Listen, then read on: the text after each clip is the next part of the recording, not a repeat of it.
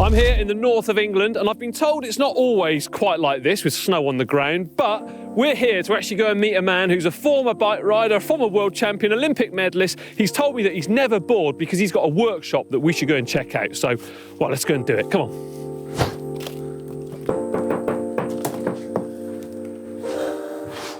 Cold out here. Hello. Here he is. Good to see you. I did. Yeah. Your instructions were a little bit vague. You know, just head over the hills and you'll be here. Just head up the hill. Do you mind if I come in? Here we go. Well, before the mountain rescue come and sort you out. So, for those who don't know, this is Rob Hayles. Now, Rob, let's do a little brief introduction about yourself because not everyone out there will know you, but many people will. Some of the older generation, maybe, but you youngsters out there, they might not know you, so don't worry about it. Right. So, history of your top results. Let's face it, world champion. World champion in LA. Yeah. On the LA track in the team suit, and then 2 days later with a certain Mark Cavendish in Madison. Yeah. His I get first goosebumps now thinking about that. Yeah, I think that was my 12th or 13th Worlds, Atlanta, 96, 11th. And then we boosted that up to a bronze and 2 fourths in Sydney, and then silver, bronze and a fourth in Athens. So a few goals a few results there, haven't you? Really? Commonwealth Games champion finally in 2006, Melbourne. Yeah, I'll go back to '94 actually to Commonwealth Games. How did you get into cycling? My dad, he was a wrestler.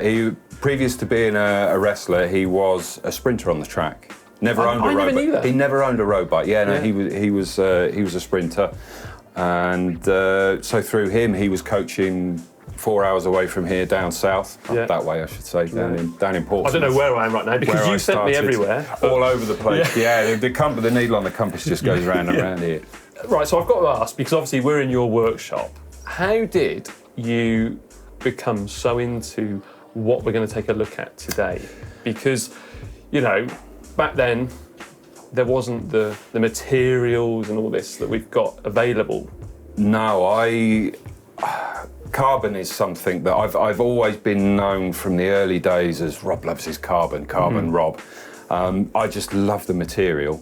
And so once I was able to actually ride the stuff, it was great. And then people started breaking the stuff. So I used to use it along with, at the time, Aerodynamic, and I just used to make pre-formed carbon into different shapes to stick on the bike to make it more aero and things like that. I've got a few bits tucked away somewhere, but and it's just evolved from that. You were like one of the earliest adopters that I can think of doing aerodynamic things in road races. Actually, there was a video I got. Dan sent me a link the other day, Lloyd, he sent me a link, and they were abusing me for wearing a skin suit back in 2008. What's it he called me? What a dork.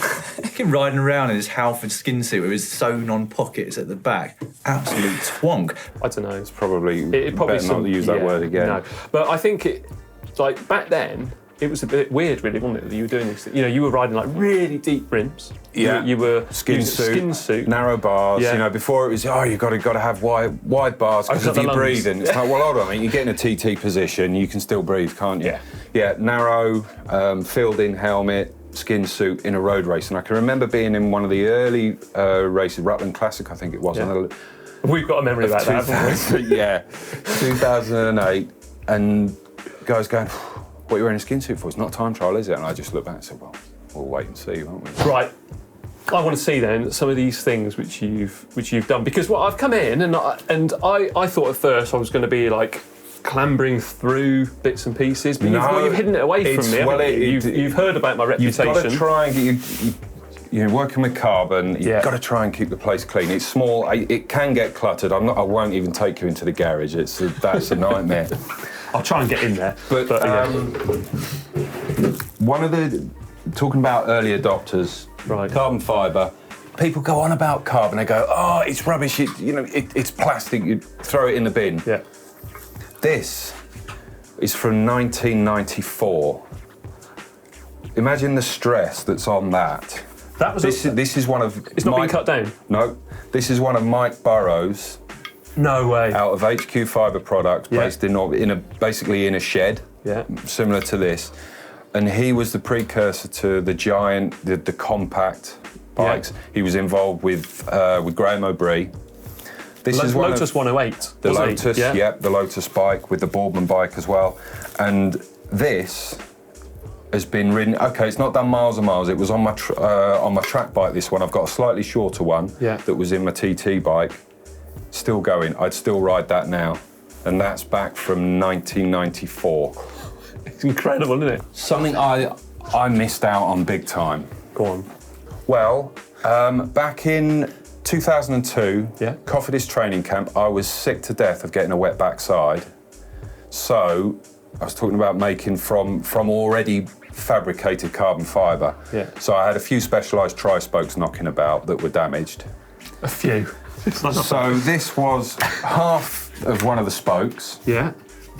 This is actually off a mountain bike. This was a front one, but I made one with a clip to go under my saddle. This was back in 2002, so a good decade or so before someone came up and made some money out of it. Yeah. So imagine that. On your saddle. They abused me. What are you doing? Because I used to train with a helmet as well. And anyway, since then, someone's made a few quid out of doing that. That's amazing. I love that. Out of an old specialised tri-spoke. Out of an old specialised tri-spoke. That's because I wasn't able to work with the stuff then. It was, in its raw form. The less we speak about. It was made together, built together with chainring bolts. Yeah, just use what's available. And I had quite a few of those. That's great. They've seen better days. Now, right, what's this? We go back a long, long way. BMX is something that I grew up on. I never raced. I wasn't a Sir Chris Hoy who actually competed on a BMX. But I'm into it now. I've got a couple of retro bikes and I'm really into my retro. Yeah. So this is a retro-themed, up-to-date piece of kit. Right. So you remember the Casco Warp helmets that the sprinters had? Yeah. I used one in scratch races. In fact, I rode a crit in one. Did you? I bet you got some got abuse. abused for that. There's a lot of abuse going on with you, isn't it? A lot. But you can give as good as you get, so I think that's fair. So carbon, full protection carbon, very snug. Yeah. But it was cut around the ears, so I've changed this one slightly, put a little bit of a peak on it, but it was completely stripped down, and this has been fully carbonised. If you're into your BMX, if you know your old school BMX, look at that. then you'll like that. It's a little bit chips, but as you can see, there's the original helmet in there that would have been cut out around the ears and up the back here. So that has been. It's incredible, that's isn't it? an old school theme, but it's carbon. So you filled in this. All that. So the whole thing was stripped down and then built around a shell and then completely covered. It's what we call skinning. It was an old bubble peak, plastic bubble peak. Again, skinned, wrapped in carbon, not cheap carbon wrap. No, that's proper carbon. There's some hours gone into I that bet. again. Gold chainring bolt, I love a bit of gold chainring bolts. Use what you've got lying about. Again, this has seen better days. It's been knocking around. So is this something you made? Single chainring. Yeah. Fully fed. For your track bike? No, this was for my time. This was for my time trial bike. So again, this was just with sheet of carbon. Yeah. Aryl dye. It's not. I mean, it's kind of an epoxy. It's two-part, isn't it's it? two-part epoxy, but it's not what I use these days. That's for sure. And just cut out and stuck on. Okay, it's had a few repairs, but that when it was on the bike, looking down at that, I might not have gone very fast. Didn't matter. I looked fast. Yeah. Do you know what? A lot of people out there, they don't understand like the psychological aspect when you're riding. If you think you've got a fast bike, that's worth a lot, isn't it? The mind is play something so that. much. But the trouble is, if your body's not got to back it up, then you've still got to look good, haven't you? Always look good. Never sacrifice looks for speed. I was just going to ask you about that. dust Would you is have ever done that? Sacrificed style for speed? Because Well, you were getting both, weren't you? yeah, Really? You were yeah, looking no, good. I was. You were going I was fast, getting abused. Absolute twonk. The thing is, when you go back to our day, back in the day, Yeah. with the steel bike, the chrome, and all the, it's what we had to do, but they were jewels, weren't they? Yeah. Whereas now it's a little bit different, and new stuff comes out, and it can look a little bit odd to some people, but it's there to do a job. You're tinkering around with old bike parts and all this, but now you're making jewellery. I am, yes. Which is, at the moment, it's a hobby. Yeah. I'm looking to build on that, on the brand, but the watch is something, again, I wanted a watch. I wanted a carbon watch. I'm not prepared to pay the money. I haven't got the money to pay for a daft. So that is one that... That's light as well, isn't it? Yeah, of course it's carbon. It's a quartz movement in there. Yeah. I bought a watch, dismembered it, and built out of a block of carbon. That's incredible. Honestly, it's everything. The buckle was a day of my life. Oh, I bet. It must. Never bored. No, never bored. The watch started off as a block of carbon. I love that you kept all this. Well, you never know. I mean, a ring for Hagrid. I don't know. That's you've got to.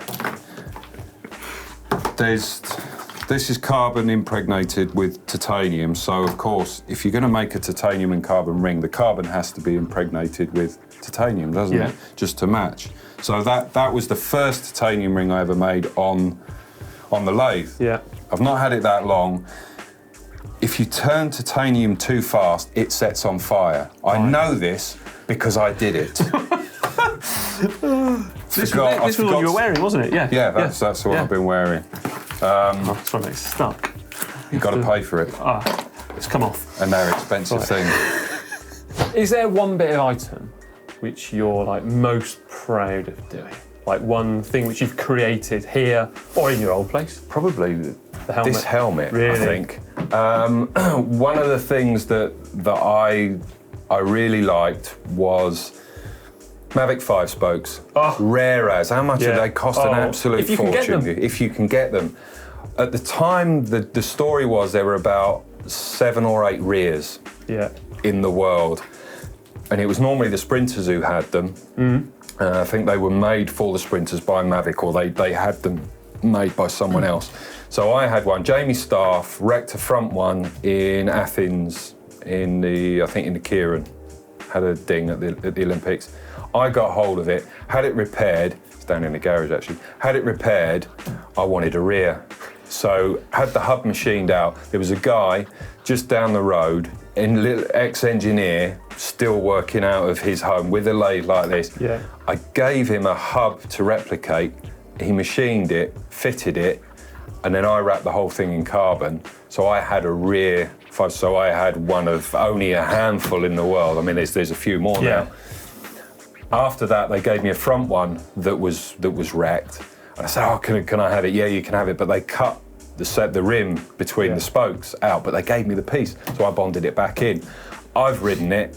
My daughter rides it on the velodrome now. I put it in my coffee shop bike. So I had a coffee shop bike that I couldn't leave outside the coffee shop because it had about 8 grand's worth of wheels in it on my old steel retro bike. Love it. But yeah, so things like that. So just proving that the work that I can do is rideable and is safe and has longevity, and that's one of the things. Seeing one of the GB sprinters on a Mavic 5 spoke and a disc wheel that I'd repaired 4 years previously, he's riding it in competition at a world level event, and for me that is like, that's good because I'm keeping stuff going, I'm giving it life, and because there's not a lot you can do at the moment with carbon to try and resurrect it to anything else. It just goes in it goes in as landfill, and so there's guys like myself. There's a lot of us doing it now and helping to keep it going. Because you made some bars for Emma Pooley, didn't you? Emma Pooley, I did some bar again. Yeah, that came through the squad. That was with the resin and the raw fabric that I was able to get then. Because up until 10, 12 years ago or so, you couldn't really, it wasn't that readily available. No. Unless you knew someone who worked in the air industry or anything, or obviously the Formula One side. Yeah. This is one that's going out to a customer. So it's kind of like cycling inspired then? Yeah, a lot of it is cycling inspired. So this is Look at that. Part of the velodrome. Manchester Velodrome. Manchester Velodrome, because they've recently resurfaced it. Yeah. And wow, look at that. so that's what the ring comes in. So that is titanium and Damascus steel. So it's got the wood grain in the steel. So that's going is so well detailed, isn't it? So that's going out to a customer. That's so light. Really light. And that wood grain, it's amazing, Good, isn't it? Yeah. It's different, and I love the stuff. Yeah. I want to have a look at some of these bits you've done on bikes in the garage. Okay. We allowed? Yeah. All right. You sure? Let's do it. All right. Right, we've just been round to your lock-up, Rob, and it's a bit like mine. It's full to the rafters of stuff. And, Full of stuff, yeah. Basically, you had to drag me out of there, didn't you? Because I was obsessing over some old track You're liking wheels. some stuff. You've got to have your jabs now. Yeah, I was a bit excited. Right, talk me through this. What's this? Right, this is my bike. This is a rally frame, steel, old school steel frame. This was my '96 Olympic bike. And this is the one that had that long seat pin. Oh yeah, that the one we showed the big HQ, long HQ pin. Yeah. It's now my daughter's bike. Right. So I'd never ever thought, obviously, that my daughter would be riding it on the track. I've badged it up as a Q-Hara because it was my coffee shop bike for a while. Yeah. Spent 2 weeks. I stripped it down. Spent 2 weeks hosing it down, putting salt on it in the garden to give it the rust effect. Yeah. And then just clear lacquered straight over the top. It looks great. But this has got this for me is a contrast between what we used to race on and then what guys are racing on now with the carbon. Yeah. So this is the one that's had the full. Oh yeah, this is the one you repaired. This is the one that had the repair. So I was given this wheel and this in two separate hands, basically. So I've bonded that back in. I've ridden over 40 miles an hour down the hill. Yeah. Full on the front brake. It's been fine. That's about 7-8 years old now. That repair. And you did that one pretty quick, didn't you? It's real. I did it for me. Yeah, it's chucked it together like. Chucked it together. It's had a repair in there. My daughter races round on the track now. Yeah. On the velodrome. Not a problem at all. Do you know what I've just seen? You got an old white Shimano 600 headset. I don't reckon there's many of those around. There's not, especially one that's been powder coated white. Exactly. I knew that was something you'd done. Exactly. We did change. So, right, what else we got? This is my wife's bike, obviously a little bit small for me. Yeah. But this has had all my kit from my last road bike transplanted onto it. Yeah. And it's got the shifter that I made. Now there you can see, now it doesn't actually work as it should because she's got shorter arms than me. Right. So we've had to bring the levers up for her. But what happened was this shifter that I changed into a finger trigger, that then sat in behind that wedge. Right. And rather than having to change gears, all you did, you basically did that. Yeah. Oh, okay. And then, if you were coming into a sprint, and you were in, say, well, for me, I was probably seated in the 16, and if I wanted the 15, you just engage it like that. And then if you actually wanted it in the sprint, you just let go.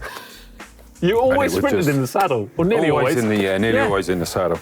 And then this is my favourite bike, because it goes back. I can remember as a kid, E.T. came out. This is 1983, so it would have been 83, 84, something like that. There was a shop, it was a motorbike shop, but he sold these. Yeah. And I can remember them being in the window, and I would just stand there looking through out the window, wanting one of these. I was that kid as well. Yeah. I ended up with a rally burner with a grip back wheeling because it was bought second hand. But anyway, a friend of mine gave me the frame and the forks, already painted, pack of decals, and all the bits for it, or most of the bits for it. This chain set and these bars looked like the inside of my garage when I got it. Yeah. All been re-chromed, just down in just outside Manchester. Yeah. All re-chromed, new bits where needed. The wheels, Will Wright rebuilt the wheels for me. Yeah. Swearing and cursing at having to build those. Yeah, they're not easy to build, small wheels, because there's so many spokes. Yeah, and he apparently broke a few tools. Original grips. Original grips. They're, yeah, rocking horse. Yeah. Do you still ride it then? Now and then. Now and then. The helmet, the kids, goggles? you do the school run on it, the kids are like, what? It's the dads. Really, they who know. are They going, know. That, and there's a BMX guy. There's a BMX guy in the village, and he said, "I never thought I'd see one of them again." Brilliant. It's all about bike riding. Everything I do now is I'm unemployable outside of cycling. So it's my commentary work. I do my corporate stuff, and then renovating, fixing, repairing bikes, and my jewellery stuff now is cycling inspired on the whole. Brilliant. There we are, a trip almost down memory lane for me with Rob, a really good mate of mine, and I've wanted to come up and see him for absolutely ages, so I hope you've enjoyed this video. Let me know down below in the comment section your favourite bit of the video. And also, don't forget to like and share this video with a friend. And don't forget to check out the GCN shop at shop.globalcyclingnetwork.com. And now, for another great video, how about clicking just down here? Oh, it's getting cold. Oi! You're going to pay for those? What, this? Yeah, I will. I'm just going to go to the cash point. I'll be back in a couple of weeks. It's a long walk. Cheers, mate. Never change.